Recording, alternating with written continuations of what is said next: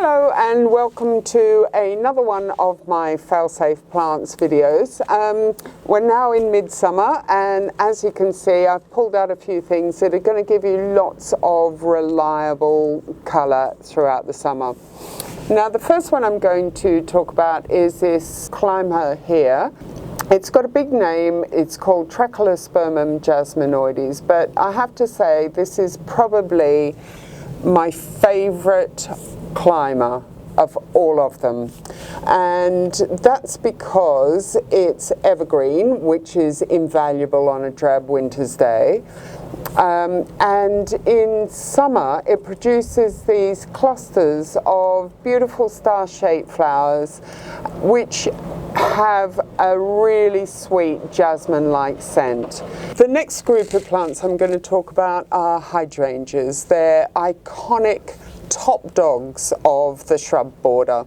Everybody will recognize them. Traditionally they have either these dome-shaped flowers, but you can also get them, the paniculatas have these sort of pointed, more conical shaped flowers. They're very easy to grow and they flower for months and months. Another big group of plants are the buddleias. Now these are incredibly easy to grow. They're so easy to grow, they're virtually bomb-proof. What they do is they produce these long, slender flower spikes of tiny little flowers which smell of honey, and they attract butterflies in their droves, and hence the common name of butterfly bush.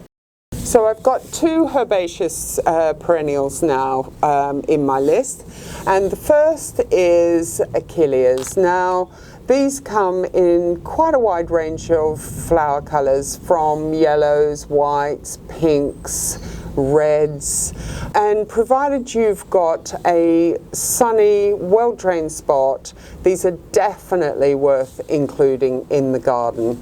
And why I particularly value them, it's not just for their colour. This one is a stunning sulphur yellow colour, as you can see. This one's called Moonshine, but it's for their structural form.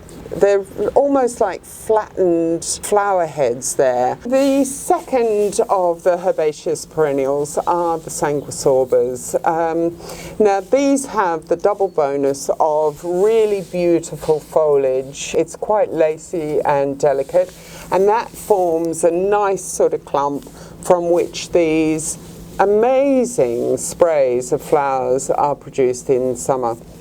Again, another quite structural plant, and they range in colour from whites and most of the pinks through to sort of dark claret colours.